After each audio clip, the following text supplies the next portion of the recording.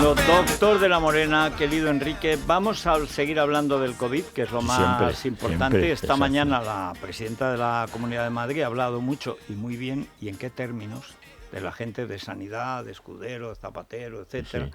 Sí. Pero la verdad es que hay, igual que hay un misterio en el origen criminal, en cualquier caso. Criminal porque dejaron los chinos comunistas que se expandiera, llegó el Año Nuevo, dejaron volar a cientos de miles de chinos por el mundo, etcétera.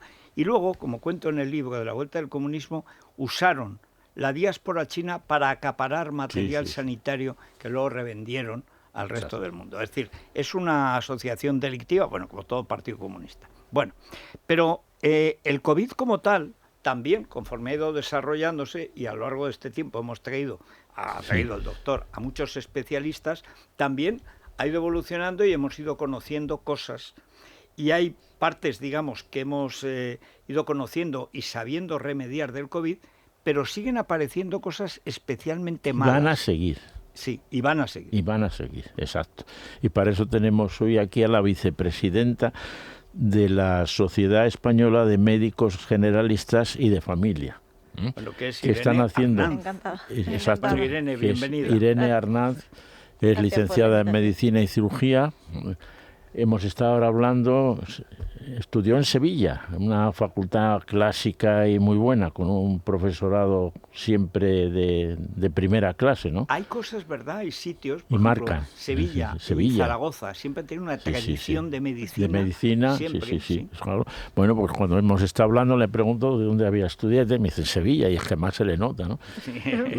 No he perdido, Y además, pues es la vicepresidenta y están llevando un trabajo que se lo he estado comentando a ella, que el vicio este que tenemos los que nos hemos dedicado a la educación, aquí hay una tesina y una tesis doctoral de un futuro impresionante, porque claro, todo lo que están haciendo es estudiando a la gente que ya ha padecido el COVID, lo están siguiendo, toda esa problemática que tienen de cansancio, de que pierden el olfato. Bueno, mejor es que hable Irene, que para eso la tenemos primero, aquí. Irene, ¿cuándo empezáis a pensar que esto hay que seguirlo? ¿Es, digamos, como rutina o el COVID le estáis dedicando un trabajo especial? Es un trabajo especial y además surge, que yo creo que es lo importante de esto, que surge por una llamada de los propios pacientes. O sea, empezamos en esto pues en marzo, como toda España, inserto, y nos centramos al inicio mucho en el paciente agudo, grave, el que ingresaba, la mortalidad, pero se nos empezaron a escapar determinados pacientes que en una época en la que ni siquiera podían acceder al hospital, ellos seguían encontrándose mal, pasaba lo que era el proceso de la infección aguda y no le estábamos dando respuesta. Entonces contactaron con la sociedad y a través los propios pacientes nos reivindican de que, oye, pues estamos aquí y no sabemos qué nos pasa, pero seguimos estando enfermos o nos sentimos mal, no estoy como estaba antes y necesito una ayuda. Entonces, lo primero que nos planteamos es que teníamos que ver y analizar qué es lo que estaba pasando.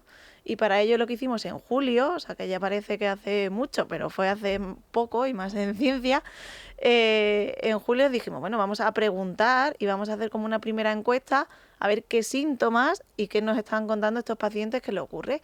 Y lo que nos llama la atención y lo que empezamos a detectar es que son pacientes jóvenes, hasta un 79%, 80%, mujeres, donde la media de edad es 43 años. Y analizamos, hay otra encuesta que se hizo a nivel internacional, la nuestra tiene 1.800 pacientes y era solo en España. Pero ya 1.800, sí, ya quisieran muchas encuestas de intención de estadísticamente voto, de valor, que fueran 1.800 de verdad. Claro. Sí.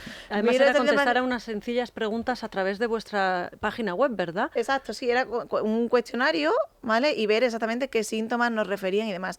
Entonces, en nuestra encuesta al final, pues son mujeres, jóvenes, una media de edad eso de 43 años, que lo que contaban es que llevaban ya pues más de 90 días, o sea, hablamos de 3 meses, que a raíz de que tienen la infección por COVID, algunos incluso no diagnosticados con una PCR, porque en la primera ola no podíamos acceder a esa PCR, siguen teniendo síntomas de mal estado general, cansancio, astenia, que les incapacita para hacer una vida diaria como hacían antes. Muchas pues madres de hijos que tienen que llevar a sus hijos al colegio, ir al trabajo, vida social, que ahí estaba limitada, pero lo poco que podías hacer de vida social, y que no lo pueden hacer.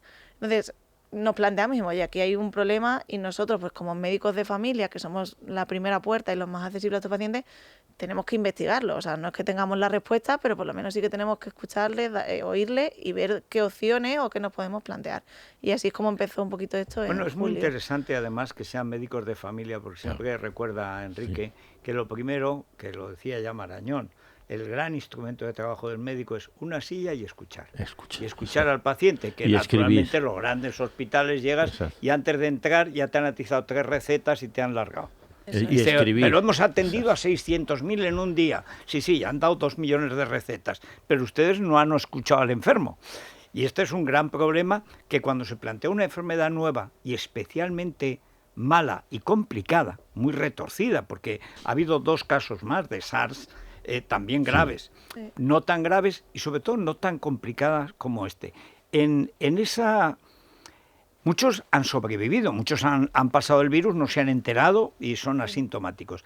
¿Hay alguna característica, aparte de esa media, que sean mujeres, que sean jóvenes?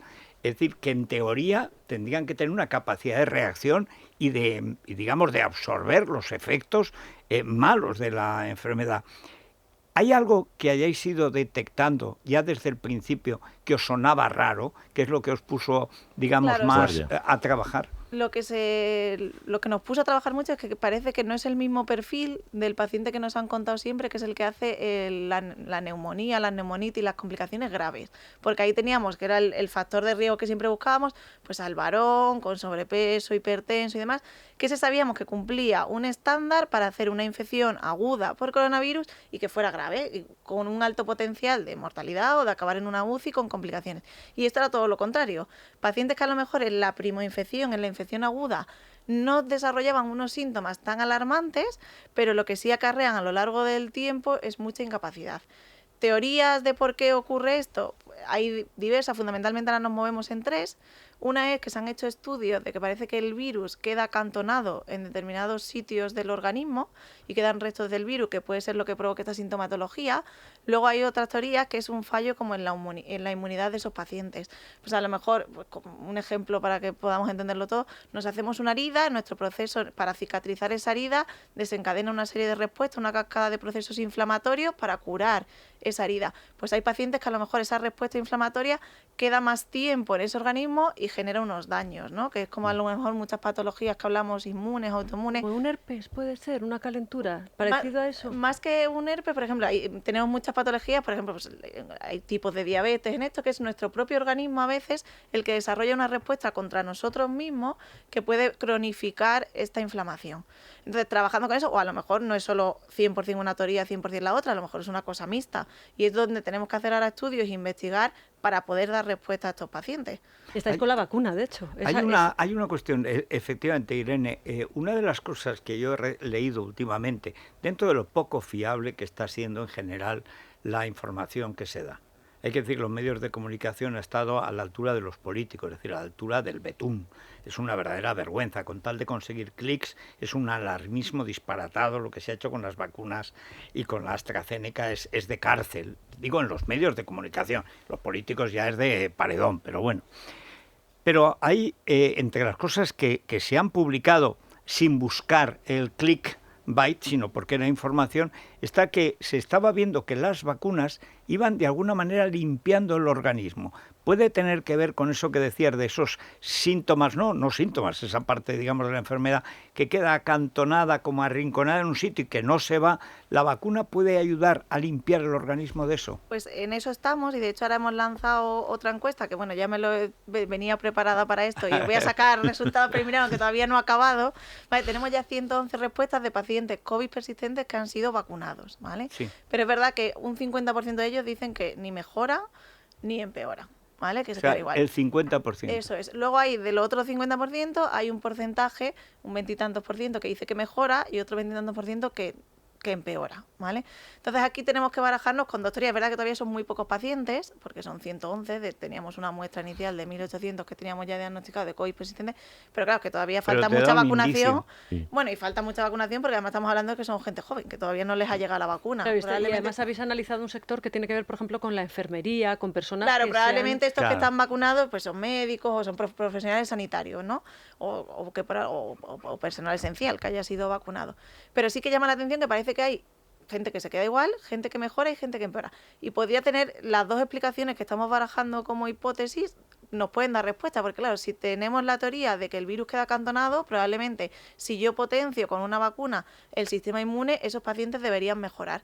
Y en la teoría de la que mi propio cuerpo, mi sistema inmune es el que está cronificando esa inflamación, pues probablemente la vacuna no les mejore, la inmunidad lo que hace es agravar lo que ya tiene. Por eso tenemos que hacer muchas más líneas de investigación para ver hacia qué hipótesis, o a lo mejor tenemos perfiles de pacientes. Otra cosa, Irene, de la que se ha hablado, y algunos de los que hemos tenido aquí también, de los expertos, es que inevitablemente las vacunas van a tener que ir evolucionando conforme se vea el resultado que tiene.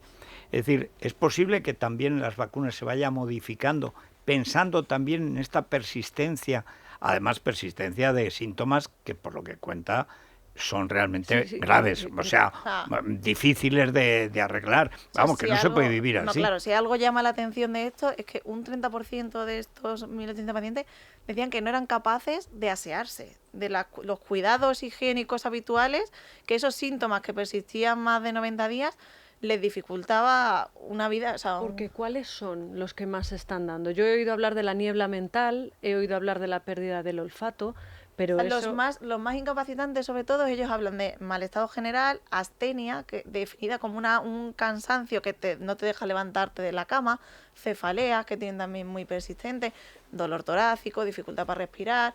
O sea, y el problema es que además no solo suele ser un síntoma. En muchos de ellos se da una suma de síntomas que suele ser una media de 6.